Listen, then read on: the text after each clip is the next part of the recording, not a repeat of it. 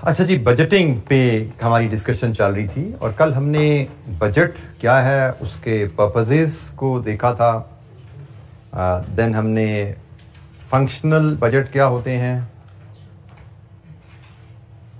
और cash budget के functions uses क्या हैं, और एक हमने फंक्शनल बजट की बेसिक सी इलस्ट्रेशन 5 देखी थी। तो कल की डिस्कशन से कोई क्वेश्चन, कोई सवाल?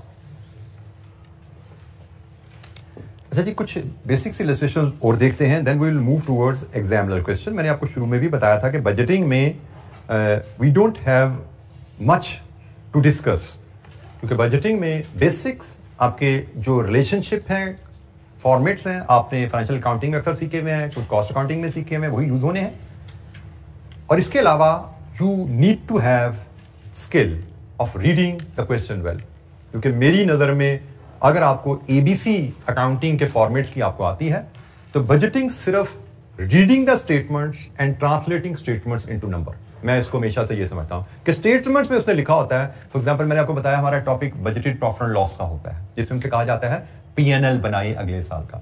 उसने आपको सवाल में बताया होगा कि पिछले साल सेल्स आपकी इतनी थी, अगले साल प्राइस इतनी बढ़ जाएगी, अगले साल वॉल्यूम इतना बढ़ जाएगा। तो भाई पिछले साल की सेल्स में प्राइस चेंज, वॉल्यूम चेंज डालो, अगले साल की सेल्स आ जाती है। मतलब इट बिकम्स दिस सिंपल। अगर आप सवाल पढ़ रहे हो, सब कुछ सवाल के अंदर मिलेगा। आपको सिर्फ एबीसी पता होनी चाहिए, बेसिक्स फॉर्मेट्स की और कॉन्सेप्ट की। तो हम एक और इलस्ट्रेशन देखते हैं जी, इलस्ट्रेशन 7। ये मास्टर बजट के ऊपर है। मास्टर बजट में मैंने आपको बताया था जी 3 डॉक्यूमेंट्स बनती हैं। Prepare the following documents, following budget for the 6 month ending 31 December 2026, cash budget, budgeted profit loss, balance sheet. In 3 documents को कलेक्टिवली हम मास्टर बजट कहते हैं। तो हम सवाल पढ़ते हैं, फिर इनके इंडिविजुअल फॉर्मेट्स पे और कुछ जो कॉन्सेप्ट अंडरलाइन उनको भी डिस्कस कर लेंगे। Hashim Limited is in the process of preparing master budget for the 6 months ending 31 December 2026. The balance sheet as at 30 June 2026, मतलब जो 6 महीने 30 जून की बैलेंस शीट हमें गिवन है और उससे अगले 6 महीने की हमें बजट बनाना है, is estimated as under paid up capital, accumulated profits, current liabilities में trade creditors, other creditors, इधर आपके fixed assets, less accumulated depreciation, then there are stocks, trade debtors and banks। ये आपके balance sheet assets and liabilities match हुए आपके। The budget committee has derived the following trading forecast for the 6 months ending 31 December 2026। Trading forecast अगले कुछ अरसे की, मई जून का actual data given है और जुलाई से दिसंबर यकीनन फोरकास्ट है। सेल्स इन यूनिट्स क्या होंगी, परचेजेस रुपीज में क्या है, वेजेस एंड सैलरीज रुपीज में क्या है, ओवरहेड्स एक्सक्लूडिंग डेप्रिसिएशन वो क्या है। You are given the following information. Selling price in May was 6 rupees per unit and this is to be increase to 8 rupees per unit in October. Units यहां पे given है, price की कहानी इधर आ गई। 50% of the sales are for cash and 50% on credit to be paid 2 months later। ठीक हो गया जी। मंथली सेल में से 50% कैश के अगेंस्ट, कैश सेल का मतलब जिस महीने सेल उसी महीने पैसा मिला। क्रेडिट सेल्स जिस महीने सेल उसके 2 महीने बाद पैसा मिला आपको। Purchases are to be paid for 2 months after the purchases. Wages and salaries are to be paid as follows, 75% in the month incurred and 25% in the following month। Overheads are to be paid 1 month in arrears. Fixed assets are to be paid for in 3 equal installments. Fixed assets are to be paid for in 3 equal installments in the 3 months following the purchase. Dividends are to be paid 3 months after they are declared and receipts from the share issue are budgeted to be received in the month of issue. Depreciation on fixed assets for 6 months ending 31st December 2026 is to be charged rupees 8,500. Opening stock at the beginning of the period under review was equal to 2 months purchases. At 31st December excess, it will be equal to 3 month purchases. In September excess, 20,000 shares of rupee 1 nominal value will be issued at par. Dividend of 10,000 will be declared in October. Fixed asset will be purchased in November for 30,000। ये ऊपर उसने इनकी payments की बात की ना, dividend की payment, asset की पेमेंट और शेयर्स की पेमेंट, रिसीट्स, वो सारी उसने चीजें नीचे बताई। अच्छा जी, सबसे पहले उसने कहा जी आप कैश बजट बनाइए। पहले हम कैश बजट की थोड़ा सी फॉर्मेट पे बात कर लें। कैश बजट का फॉर्मेट हमारा बड़ा स्टैंडर्ड सा रहता है।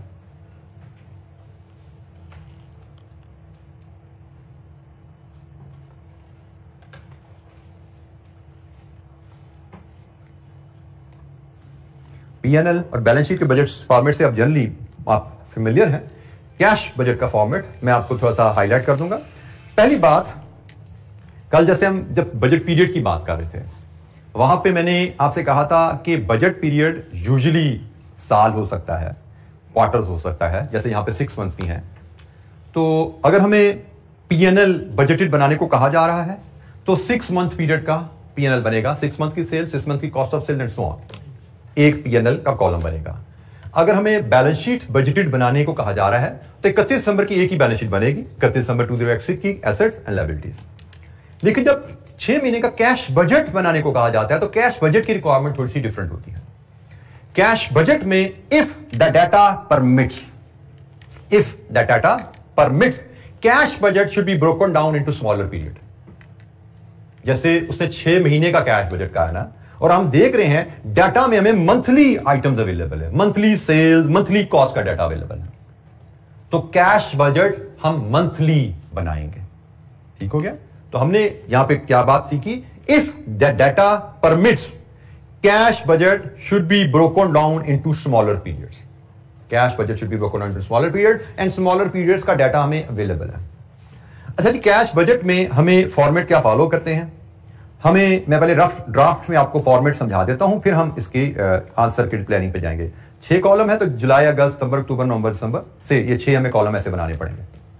हम कैश रिसीट्स फोरकास्ट करेंगे, हम कैश पेमेंट्स फोरकास्ट करेंगे, फिर हर महीने का हम नेट रिसीट ऑब्लिक पेमेंट देखेंगे क्या है, और फिर हम इसमें ओपनिंग, हर महीने का ओपनिंग बैलेंस ब्रॉड फॉरवर्ड करेंगे, और फिर क्लोजिंग बैलेंस कैरिड फॉरवर्ड हो जाया करेगा।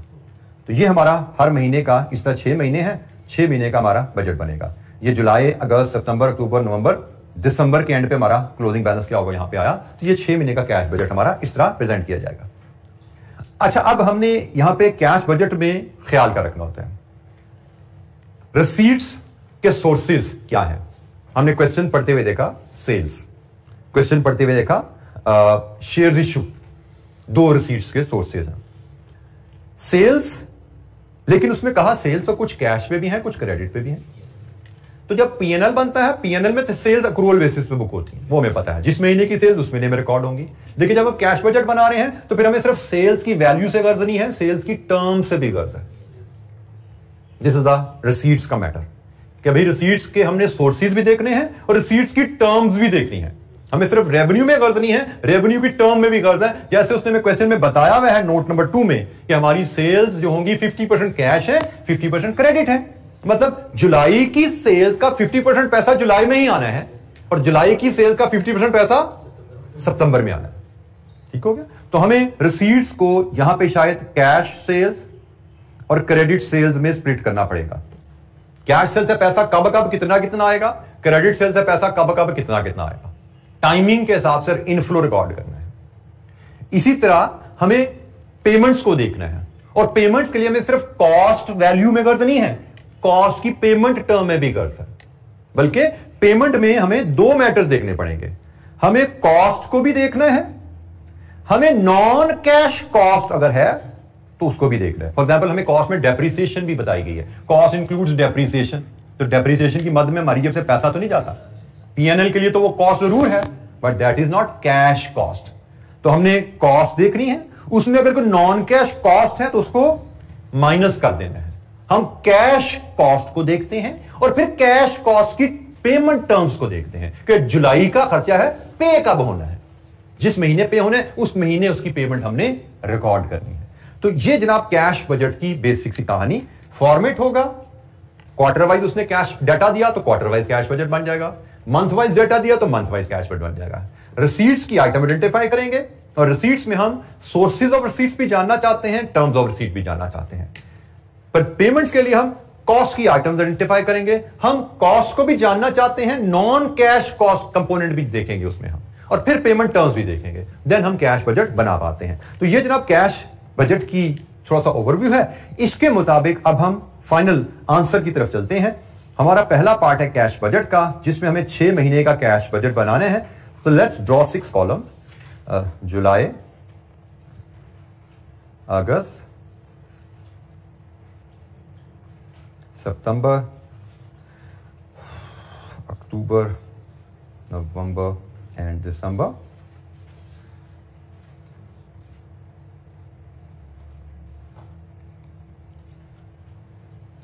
कैश रिसीट्स के मुझे 3 आइटम्स मुझे नजर आई। एक कैश सेल्स है, एक क्रेडिट सेल्स है और एक शेयर इशू है।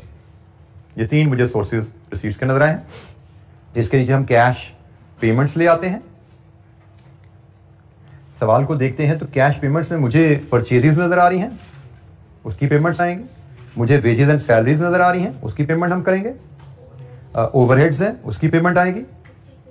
फिर हमारे पास कहीं नीचे एसेट परचेज का जिक्र था, ऐसे फिक्स एसेट परचेज है, उसका जिक्र था, उसके अगेंस्ट भी पेमेंट आएगी।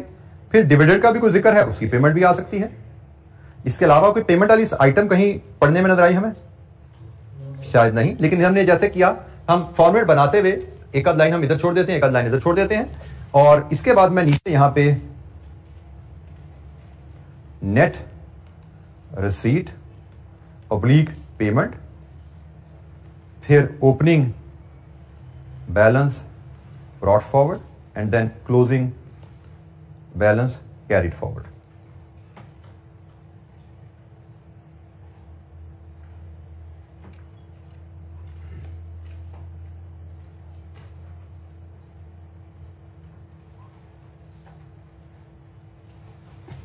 ओपनिंग बैलेंस ब्रॉट फॉरवर्ड के लिए मैं ओपनिंग बैलेंस शीट में जाता हूं तो मैं ये बैंक का बैलेंस वहां नजर आ रहा है। कैश बजट में कैश एंड बैंक दोनों बैलेंसेस ऐड करके लिखते हैं, तो मुझे बैंक का बैलेंस जो 3000 नजर आ रहा है वो मैं यहां पे ओपनिंग बैलेंस में ऐड कर दूंगा।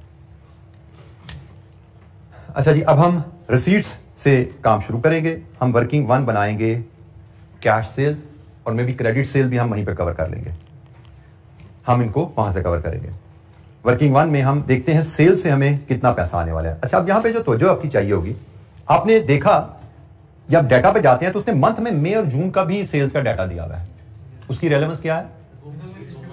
क्योंकि मई की सेल्स की जो क्रेडिट सेल थी ना, उनका पैसा जून जुलाई में आना है। जुलाई का बजट तो हम बना रहे हैं ना, तो हमने जुलाई के महीने में रिसीट्स पीछे से बेशक आ रही हो, कैश इनफ्लो जुलाई में कहां से आना वो रिकॉर्ड करना है। इसी तरह जुलाई के महीने पेमेंट्स भी पीछे से आ रही होंगे ना, तो हम शुरू करेंगे। हम सेल्स का रिकॉर्ड जब बनाने जाएंगे तो यहां पे चूंकि उसने 8 महीने दिए हुए हैं, तो हम 8 महीने की सेल्स बनाएंगे, उसके हिसाब से फिर हम रिसीट्स आइडेंटिफाई करेंगे। तो पहले हम सेल्स बनाते हैं 8 महीने की, मई से लेकर दिसंबर तक, फिर सेल्स से हम रिसीट्स की तरफ जाएंगे।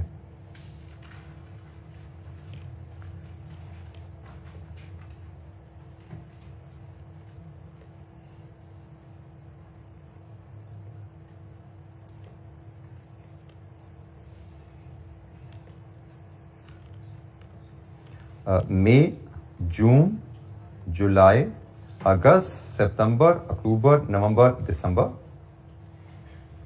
सेल यूनिट्स इनटू प्राइस, हमें मिलेगा रेवेन्यू।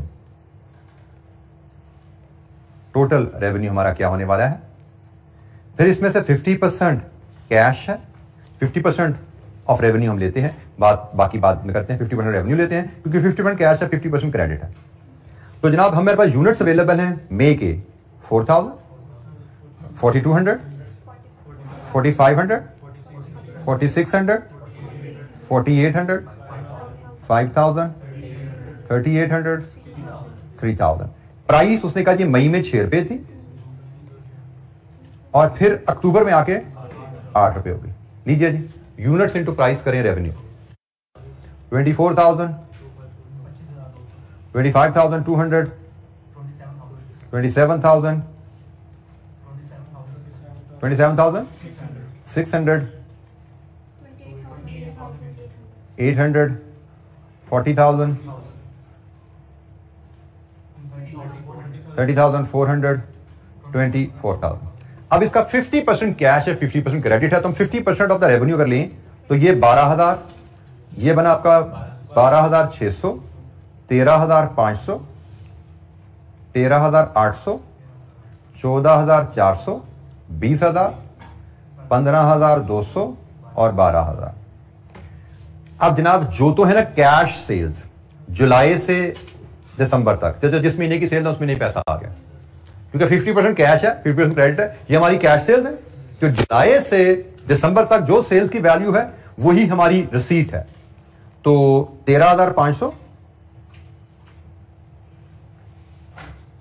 नेक्स्ट,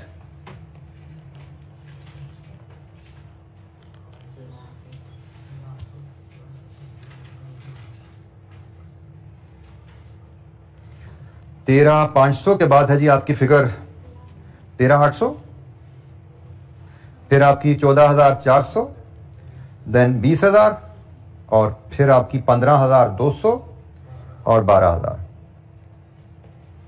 अच्छा जी, ये तो आगे कैश सेल आपकी। इसके बाद आप एक वर्किंग बना लीजिए, recovery from credit sales. Credit sale का हिसाब क्या 2 महीने बाद होती है। ये जो मई की सेल है ना, इनका पैसा आना है जुलाई में, और इस तरह जो जून की सेल है उनका पैसा आना है अगस्त में। तो जनाब 12,000, 12,600, 13,500, 13,800, 14,400 और 20,000। ये दो जो क्रेडिट सेल्स हैं इनका पैसा अगले पीरियड में जा रहा है, हमारे कैश बजट में फॉल नहीं करता, तो हमने उसको कंसिडर नहीं करना। ठीक है जी। कैश बजट का मतलब है कि भाई जिस पीरियड का कैश बजट बना रहे हो उस पीरियड की रिसीट्स। अब ये सेल्स जरूर हैं, ये आपकी सेल्स जरूर हैं इस पीरियड की, बट रिसीट नहीं है। सेल्स हैं, पीएनएल में रेवेन्यू में आएंगी, लेकिन कैश बजट में रिसीट में नहीं आएगी। ठीक है, तो ये हमारी जनाब credit recovery from credit sales आ गए।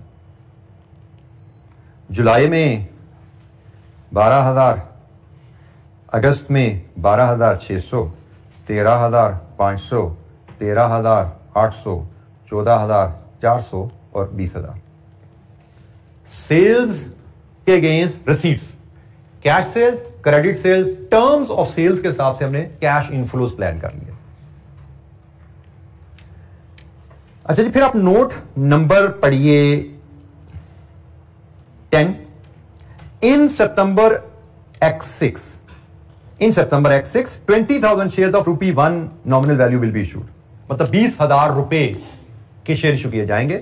और इसके साथ ही अगर आप पढ़ लीजिए नोट नंबर 7 का दूसरा हिस्सा, receipts from share issue are budgeted to be received in the month of issue, मतलब 20,000 शेयर आपने सितंबर में इशू किए, 20,000 शेयर के अगेंस्ट पैसे आपको सितंबर में आएंगे, और वो पैसे होंगे 20,000 रुपए। 20,000 शेयर ₹1 के हिसाब से ये रिसीट आ गई।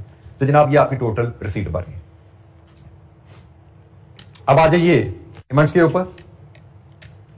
सबसे पहले परचेजेस की बात करें तो परचेजेस का कॉलम मई से लेके दिसंबर तक का डाटा आपको गिवन है, और नोट नंबर दिया हुआ है 3 परचेजेस की पेमेंट टर्म के लिए। परचेज की पेमेंट टर्म है purchase are to be paid for 2 months after the purchase, मतलब जुलाई में जो पेमेंट होगी वो मई की परचेज की होगी। तो जनाब मई की परचेज आपके सामने आ रही है 12,000। परचेजेस पेमेंट को हम आउटफ्लो शो कर देते हैं 12,000। जून की परचेजेस 13,000 अगस्त में पे हुई। जुलाई की परचेजेस 14,000 सितंबर में पे हुई। अगस्त की परचेजेस 18,000 अक्टूबर में पे हुई।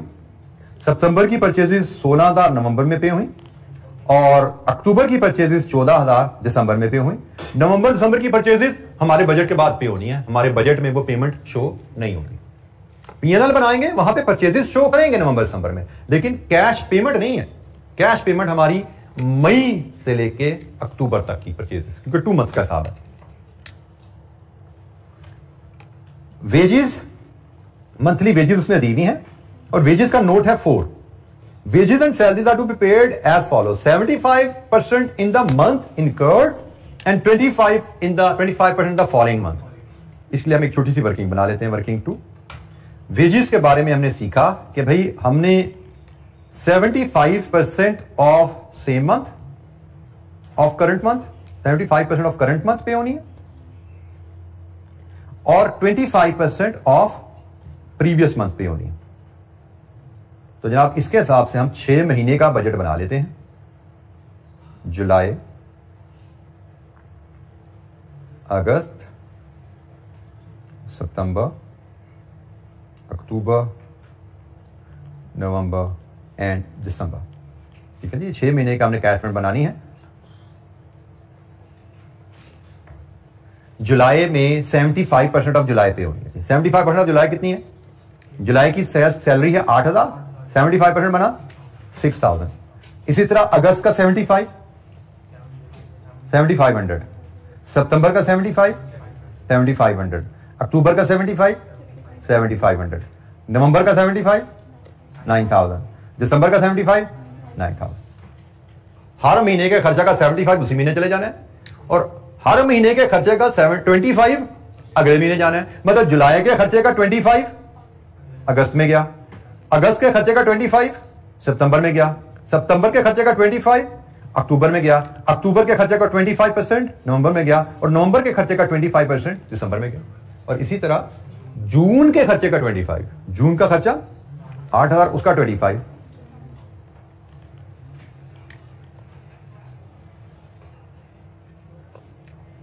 लीजिए जी, ये आपका मंथली कैश बजट बन गया।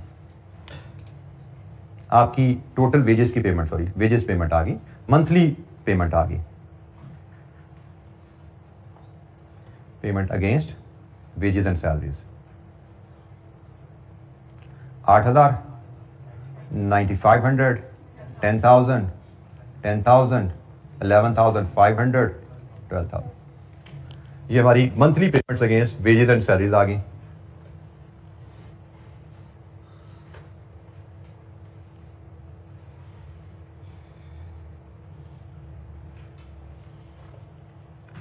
अच्छा जी, इनको अब हम रिकॉर्ड कर लेते हैं पेमेंट्स में वर्किंग 2 के हिसाब से। यहां पे 8,000, 9,500, 10,000, 10,000, 11,500 and 12,000।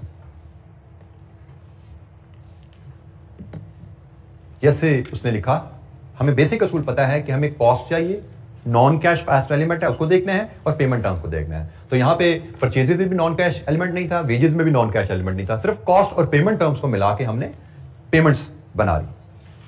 ओवरहेड्स उसने ऑलरेडी एक्सक्लूडिंग डेप्रिसिएशन, मतलब नॉन कैश के बगैर दिया है, ठीक है, तो उसमें भी नॉन कैश का इशू नहीं है। तो सिर्फ कैश कॉस्ट हमें गिवन है और इसका नोट है note number 5, overheads are to be paid 1 month in arrears, मतलब जून वाला खर्चा पे होगा जुलाई में। तो दैट्स इट, जुलाई में गया, जुलाई अगस्त सितंबर 7,000, जुलाई अगस्त सितंबर में 7,000 पे हुआ। उसके बाद नहीं, एक और 7,000 रहेगा ना, जून जुलाई अगस्त सितंबर एक और 7,000 गया, आखिरी 2 महीने 8,000। एग्री थी। दिसंबर का जो खर्चा है वो जनवरी में पे होना है, जनवरी का बजट हम नहीं बना रहे, हम दिसंबर तक का बजट बना रहे हैं। फिक्स्ड एसेट के लिए आप पढ़ेंगे पहले note number 12। Fixed asset will be purchase in November for 30,000, नवंबर में 30,000 का फिक्स्ड एसेट खरीदेंगे। फिर आप इसके लिए नोट पढ़ेंगे 6, fixed asset are to be paid for in 3 equal installment in 3 months following the purchase, मतलब परचेज के अगले 3 महीनों में 3 माहाना किस्तें पे होनी है। मतलब नवंबर में आपने एसेट खरीदा तो किस्तें जाएंगी दिसंबर, जनवरी, फरवरी, तो हमारे पीरियड में तो गई सिर्फ दिसंबर। तो जनाब आपकी फिक्स्ड एसेट की किस्त जाएगी सिर्फ एक, और वो जाएगी 10,000 की दिसंबर में। एसेट खरीदा गया है नवंबर में, लेकिन कैश फ्लो पेमेंट सिर्फ 10,000 की हुई दिसंबर में, बाकी पेमेंट जनवरी फरवरी में जानी है, वो हमारा कैश बजट पीरियड नहीं है। डिविडेंड, डिविडेंड के लिए आप नोट पढ़ेंगे 11 पहले। Dividend of ₹10,000 will be declared in October, declared in October. फिर पढ़ेंगे note number 7, dividend are to be paid 3 months after they are declared. Declared हुआ अक्टूबर में, अक्टूबर के बाद 3 महीने, नवंबर, दिसंबर, जनवरी, जनवरी में पे होना है। इसका मतलब हमारे पीरियड में कोई डिविडेंड पेमेंट नहीं है, हमारे पीरियड में डिविडेंड पेमेंट नहीं आ रही, खत्म होगी बात जी। दीजिए जी, अब हमारा कैश बजट तैयार हो गया। रिसीट्स सम कीजिए, पेमेंट्स माइनस कीजिए, व्हाट इज नेट? जुलाई, जुलाई का नेट बोलिए।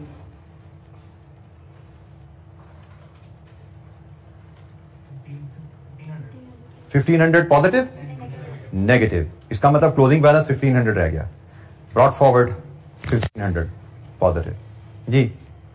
नेक्स्ट मंथ का टोटल 3,100 नेगेटिव, क्लोजिंग हो गया 1,600 नेगेटिव। अच्छा नेगेटिव हो गया जी, इसको हम कैरी फॉरवर्ड किया 1,600 नेगेटिव,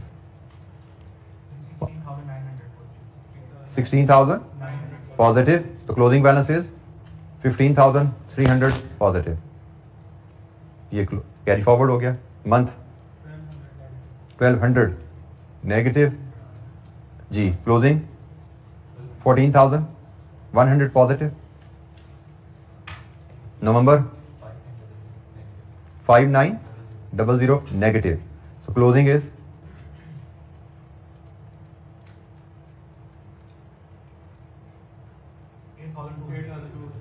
पॉजिटिव 8200 पॉजिटिव, और मंथ दिसंबर का net 12000 negative, so closing is 3800 negative. Negative का मतलब ओवरड्राफ्ट हो गया। ये हमने जब शुरू किया था पीरियड, ओपनिंग बैलेंस 3000 पॉजिटिव था, और जब पीरियड क्लोज हो रहा है तो 3800 नेगेटिव बैलेंस, मतलब ओवरड्राफ्ट में चले गए हम जी। कैश बजट, बेसिक प्रिंसिपल्स और बेसिक फॉर्मेट मैंने कैश बजट का आपसे डिस्कस किया इस इलस्ट्रेशन में। कोई क्वेश्चन?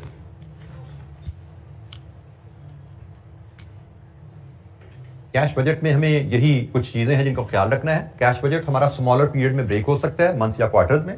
जरूरी नहीं कि साल का एक कॉलम बने, पीएनएल का एक कॉलम बनेगा, बैलेंस शीट का एक कॉलम बनेगा, लेकिन कैश बजट का कॉलम स्मॉलर पीरियड में ब्रेक हो सकता है, depending upon the information available.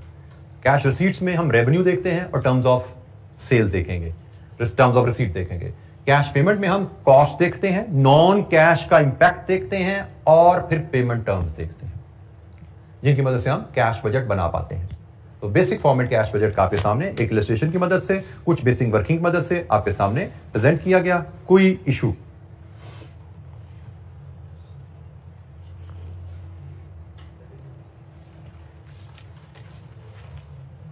अच्छा, जिसके बाद हमें यहां पे बजटेड पीएनएल बनाना है। बजटेड पीएनएल, कैश बजट हमने बना लिया, बजटेड पीएनएल बनाना है जी। पीएनएल का फॉर्मेट यहां पे जो हमें नजर आ रहा है, रेवेन्यू की फिगर हमने अभी देखी थी, बना ली थी। फिर हमें नोट नंबर 9 में ओपनिंग स्टॉक और क्लोजिंग स्टॉक का जिक्र है, और परचेजेस का जिक्र है, और कुछ वेजेस एंड ओवरहेड्स का जिक्र है। तो मुझे लगता है शायद हमारे पीएनएल का फॉर्मेट कुछ यहां जो बनेगा, that will be sales less cost of sales, और कॉस्ट ऑफ सेल्स में हमारा opening stock plus purchases minus closing stock plus wages and salaries plus factory overheads, और इसमें don't forget to add depreciation. PNL है ना, तो non cash cost भी आएगी, ठीक है। और हम यहां पे डायरेक्ट नेट प्रॉफिट पे आ जाते हैं। अच्छा, यहां पे ना हमें ग्रॉस प्रॉफिट और नेट प्रॉफिट में फर्क बताने के लिए प्रोडक्शन और नॉन प्रोडक्शन डाटा में ब्रेकअप दिया गया। तो यहां पे ये सारी फिगर लग रहा है हमें प्रोडक्शन कॉस्ट ही है, ये सारी प्रोडक्शन कॉस्ट लग रही है। आल्दो इसके आंसर में जो सोल्यूशन हमें अवेलेबल था, जिस बुक से हमने लिया, उसमें उसने कुछ इसको जरा प्रेजेंट डिफरेंटली किया हुआ है। मुझे लगता है हम यहाँ पे डायरेक्ट नेट प्रॉफिट पे आ जाए तो दिस इज गुड इनफ। तो सेल्स की फिगर तो हम वर्किंग वन से उठा सकते हैं, सेल्स की फिगर वर्किंग वन से उठा सकते हैं, और वो सेल्स की फिगर आपकी है जी जुलाई से लेके दिसंबर तक। ये है जी रेवेन्यू जो पीएनएल में जाना है, ऐसा ही है। टोटल करके बताइए रेवेन्यू आपका पीएनएल में क्या जा रहा है?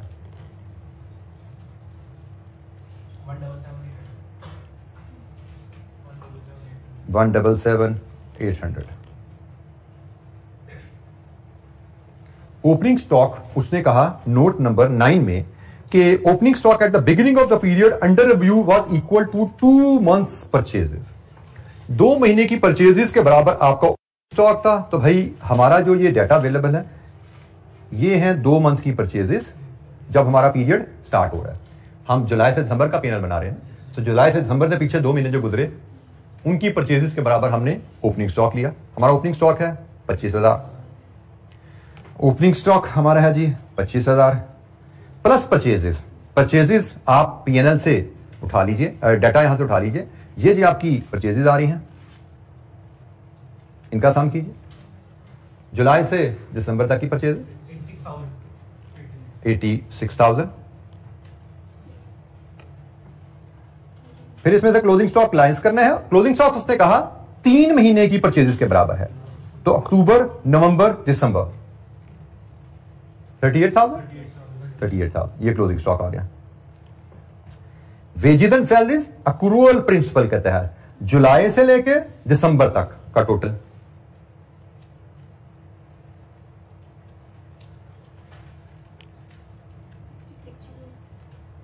कितना जी? 62,000। ओवरहेड कैश एक्सपेंडिचर जुलाई से लेके दिसंबर तक का टोटल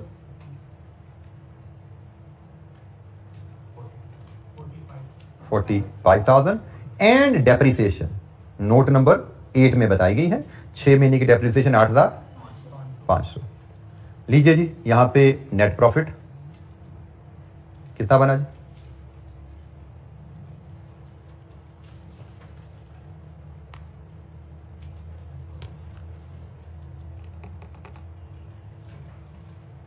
पहले थोड़ी कॉस्ट ऑफ सेल का टोटल बता दीजिए, सेल का टोटल। कॉस्ट बोल रहे हैं 187,500, तो प्रॉफिट नहीं है तो लॉस आता नजर आ रहा है। 188 है, 188,500, तो ये लॉस नजर आ रहा है जी। कितना लॉस है? 10,700 का लॉस है जी। 10,700 का लॉस है। अच्छा, क्योंकि यहाँ पे डिविडेंड की डिक्लेरेशन का जिक्र भी है तो हम अक्यूमुलेटेड प्रॉफिट ब्रॉट फॉरवर्ड यहाँ पे लेके आते हैं। अक्यूमुलेटेड प्रॉफिट ब्रॉट फॉरवर्ड हमारी बैलेंस शीट में गिवन है हमें। कितना है जी? 44,600। फिर इसमें से लेस कर देते हैं डिविडेंड डिक्लेयर्ड। आपको पता है ये डिविडेंड पेबल अप्रोप्रिएशन डेबिट होकर डिविडेंड पेबल में चला जाता है। कितना है? 10,000। और यहां से फिर आप ले जाते हो अक्यूमुलेटेड प्रॉफिट कैरिड फॉरवर्ड, जो कि आपकी बैलेंस शीट में रिफ्लेक्ट होगा। कितना जी? 23,900। ये आपका पीएनएल का फॉर्मेट कंप्लीट हुआ। क्योंकि उसने डिविडेंड डिक्लेरेशन का जिक्र भी किया हुआ है, तो डिविडेंड डिक्लेरेशन भी आपको, यहां तक आपका पीएनएल है, ये आपका अप्रोप्रिएशन अकाउंट है। ठीक है, अकाउंटिंग के नॉलेज के मुताबिक ये पीएनएल बन गया फॉर द ईयर। फिर आपका ये अप्रोप्रिएशन अकाउंट आया जिसमें अक्यूमुलेटेड प्रॉफिट ब्रॉट फॉरवर्ड आप लेके आए, डिविडेंड जो पे डिक्लेयर किया वो आपने यहां पे नेगेटिव शो किया, और ये अक्यूमुलेटेड प्रॉफिट जो आपका बैलेंस शीट में जाना है नेक्स्ट पीरियड एंड, वो आ गया।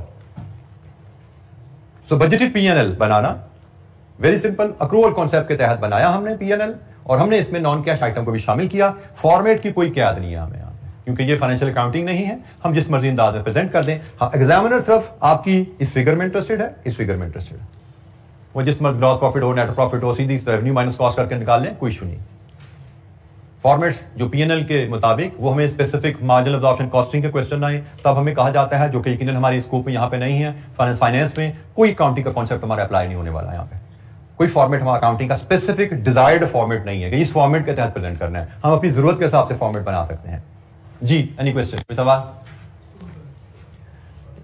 अच्छा जी, बैलेंस शीट के बारे में मैंने आपको बता दिया। अभी हमने एक इलस्ट्रेशन में कैश बजट बनाया, फंक्शनल बजट की इलस्ट्रेशन कल हमने की थी, आज हमने एक कैश बजट की इलस्ट्रेशन कर ली, एक हमने पीएनएल की इलस्ट्रेशन की। हमें नॉर्मली क्वेश्चन पास पेपर पे जब हम जाएंगे इन्हीं एरियाज में मिलते हैं, functional budget, cash budget, PNL budget. Balance sheet budget पे हमें क्वेश्चन पास पेपर में शायद कोई नहीं मिलेगा, और हमारे पास गालमन ये एक ये इलस्ट्रेशन है जिसमें मैं बैलेंस शीट का बजट आपसे डिस्कस कर रहा हूं, और इसके बाद आपकी एक होम असाइनमेंट में इलस्ट्रेशन 6 पीछे गुजरी है, वो होम असाइनमेंट है। उसमें फंक्शनल बजट भी है, उसमें मास्टर बजट भी है। मास्टर बजट बनाते हुए बैलेंस शीट भी बनेगी। ठीक है, वो आपकी होम असाइनमेंट है। वीकेंड पे आराम से उसको तसल्ली से 2-3 घंटे लगा के छोटी छोटी सी इलस्ट्रेशन है, छोटे छोटे से वर्किंग बना के कीजिएगा, तो that will give you a very fair idea of budgeting. मजीद आपके उसकी ग्रिप आ जाएगी, और फिर हम जब मिलेंगे नेक्स्ट वीक में तो हम एक इलस्ट्रेशन कैश बजट की मजीद करके फिर हम पास पेपर क्वेश्चन पे चले जाएंगे। ठीक है, तो फिलहाल हम बैलेंस शीट की तरफ चलते हैं। अच्छा जी, बैलेंस शीट का बजट नहायत ही आसान होता है। जो फॉर्मेट आपको क्वेश्चन में गिवन है ना, आप सबसे पहले तो उस फॉर्मेट को पहले कॉपी कर लें। हम एक बैलेंस शीट का फॉर्मेट क्वेश्चन में जो गिवन है उसके मुताबिक उसने एक साइड पे एसेट्स बनाए हुए हैं, एक साइड पे लायबिलिटीज एंड कैपिटल है, paid up capital, accumulated profits, then current liabilities में ट्रेड क्रेडिटर्स और अदर क्रेडिटर्स। फिर डेबिट साइड पे हैं तो फिक्स्ड एसेट्स, कॉस्ट, फिर इसमें से लेस अक्यूमुलेटेड डेप्रिसिएशन, और यहां से WDV आ जाती है। इसके बाद आपके करंट एसेट्स में स्टॉक्स, ट्रेड डेटर्स। बैंक को यहां पे मुझे पढ़ते हुए एहसास हो रहा है कि अगला पीरियड जिसमें बैलेंस शीट बना है उसमें बैंक बैलेंस तो है ही नहीं, वहां पे तो बल्कि ओवरड्राफ्ट है, वहां पे तो बल्कि ओवरड्राफ्ट है। तो मैं इसको ओवरड्राफ्ट, बैंक की जगह यहां पे मैं लायबिलिटी साइड पे ओवरड्राफ्ट लिख देता हूं। ठीक हो गया, बैंक मैंने नहीं लिखा, बैंक मैंने यहां पे नहीं लिखा, बैंक की जगह मैंने ओवरड्राफ्ट डाल दिया, क्योंकि मुझे कैश बजट से याद आ गया बैंक बैलेंस तो आपका बचा ही नहीं। अच्छा जी, अब हम इसकी वैल्यूज फीड करना शुरू करें। अक्यूमुलेटेड प्रॉफिट की फिगर हमने पीएनएल बनाया, वहां से आ रही है, ये आ रही है जी 23,900। पेड अप कैपिटल जो पिछले साल की बैलेंस शीट में आ रहा है वही है अगले साल, या बदल गया? बदल गया है भाई, हमने 20,000 के नए शेयर इशू कर दिया ना, यहीं पे वर्किंग शो की। ये लीजिए जी, अगला पेड अप कैपिटल आ गया। ओवरड्राफ्ट कैश बजट से उठा के ले आओ 3800। ट्रेड क्रेडिटर्स, परचेजेस के अगेंस्ट क्रेडिटर्स। हमारी पेमेंट परचेजेस के अगेंस्ट पेमेंट की पॉलिसी नोट नंबर 3, हमने नवंबर और दिसंबर की पेमेंट की, परचेजेस की पेमेंट नहीं की। तो जनाब नवंबर दिसंबर की परचेजेस हैं जी 12,000 जमा 12,000। हमारी ट्रेड क्रेडिटर्स हैं 24,000। अदर क्रेडिटर्स में हमारे पास वेजेस के क्रेडिटर्स हैं, हमारे पास ओवरहेड के क्रेडिटर्स हैं, हमारे पास फिक्स्ड एसेट के क्रेडिटर्स हैं, हमारे पास डिविडेंड पेएबल है। यही है ना चीजें, इसके अलावा भी कुछ क्रेडिटर है हमारे। परचेजेस हमने ले ली, वेजेस, ओवरहेड्स, फिक्स्ड एसेट और डिविडेंड। चलें जी, वेजेस, दिसंबर की वेजेस का 25%, यही है। वेजेस क्रेडिटर्स हमारे हैं दिसंबर की वेजेस जो कि बनती हैं 12,000, इसका 25%, 3,000। ओवरहेड्स दिसंबर के पूरे 8,000। फिक्स्ड एसेट 10,000 की किस्त है, इंटू दो किस्तें रहती हैं अभी, 20,000। Dividend payable 10,000। ठीक हो गया, ये सारी चीजें हमने पढ़ी है ना पीछे, तो हमारे लिए बड़ी इजी था इनको आइडेंटिफाई करके या फिट कराना। फिक्स्ड एसेट की कॉस्ट 1,40,000। क्या during the year, during next 6 month हम कोई एसेट बाय कर रहे हैं? क्या बाय कर रहे हैं? 30,000 का, बिल्कुल ठीक है जी, 30,000 का एसेट बाय कर रहे हैं। तो 140,000 प्लस 30,000, ये तो फुल बाय किया, कॉस्ट रिकॉर्ड होगी 170,000। ड्यूरिंग नेक्स्ट 6 मंथ हम कोई डेप्रिसिएशन भी चार्ज कर रहे हैं? यस। 14,000 की क्यूमुलेटेड पहले आ रही थी, 8,500 और चार्ज कर दी, 22,500 हो गई, 147,500। क्लोजिंग स्टॉक पीएनएल में हमने डाला हुआ है, कितना था? 38,000। पीएनएल में क्लोजिंग स्टॉक डाला ना आपने, ये आपकी बैलेंस शीट में 38,000 आ गया। ट्रेड डेटर्स, आपके डेटर्स जो रह गए वो भी हमने वर्किंग वन बनाई थी, उस पर जाके देखते हैं। ये हमारे डेटर है ना जो जनवरी फरवरी में आने हैं, 27,200, 27,200। I think that's it. Total कर लीजिए 212,700। दूसरी साइड क्या लिए?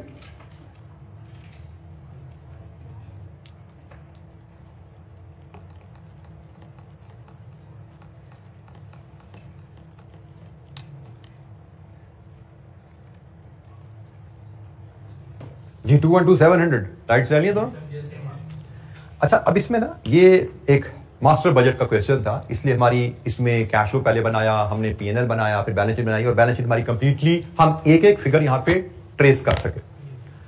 एक थोड़ी सी मैं गाइडलाइन दे दूं, एग्जाम में वी विल नॉट एक्सपेक्ट कि हमें मास्टर बजट पे क्वेश्चन आएगा। मैं फिर बता दूं, एग्जाम में हमें मास्टर बजट क्वेश्चन आने की प्रोबेबिलिटी बड़ी लेस लाइकली है, क्योंकि मास्टर बजट का क्वेश्चन बड़ा लेंथी हो जाता है, उसमें cash budget, PNL, balance sheet काफी लेंथी हो जाता है। तो वी विल एक्सपेक्ट, जैसे पास में आता रहा है, हमें functional budget, cash budget, PNL budget, या हो सकता है बैलेंस शीट बजट भी आ जाए। बजटेड बैलेंस शीट भी हमसे मांग रहे, पहले नहीं आया बजटेड बैलेंस शीट, लेकिन आ सकता है। बजटेड बैलेंस शीट, अगर हमें सिर्फ बजटेड बैलेंस शीट आए, मैं उसके रेफरेंस से थोड़ी सी आपको एक बात बता दूं कि जब आपको बजटेड बैलेंस शीट बनाने को कहा जाएगा तो वहां पे एक फिगर आपकी बैलेंसिंग फिगर निकलती होती है। यहां पे तो हमें चूंकि मास्टर बजट के साथ बैलेंस शीट थी, हर फिगर हम वर्कआउट कर सके, कैलकुलेट कर सके। लेकिन अगर सिर्फ बजटेड बैलेंस शीट कहा जाएगा तो एक फिगर आपको बैलेंसिंग निकालनी पड़ेगी साइड बराबर करने के लिए, और वो फिगर होगी या ये वाली या ओवरड्राफ्ट या बैंक इन में से कोई। मतलब एग्जामिनर इन दो फिगर्स में से एक फिगर, बाकी सारी फिगर बताएगा कैसे निकलनी है, एक फिगर की इंफॉर्मेशन दे देगा, दूसरी की नहीं देगा। इन दोनों में से वो क्यूमुलेटेड प्रॉफिट या बैंक में से, या वो क्यूमुलेटेड प्रॉफिट बता देगा, बैंक की फिगर नहीं बताएगा, या वो बैंक की फिगर बता देगा, ये नहीं बताएगा। तो आपने ख्याल रखना है कि अगर आपको बजटेड बैलेंस शीट कभी दी जाएगी तो उसमें एक फिगर आप बैलेंसिंग वर्कआउट करते हो, वो बैलेंसिंग फिगर भी लिखने के आपको 1 नंबर मिलेंगे, नहीं लिखोगे तो 1 नंबर ही लूज होंगे। लेकिन ये तो पता है आपको, हर वैल्यू को कैलकुलेट करने के आप नंबर मिलते जा रहे हैं, जैसे जैसे हम वैल्यूज डालते जा रहे हैं नंबर में मिलते जा रहे हैं। कोई एक फिगर हम नहीं डाल पाए तो हमें एक आध नंबर उसके कट जाएंगे। जी एनी क्वेश्चन, कोई सवाल?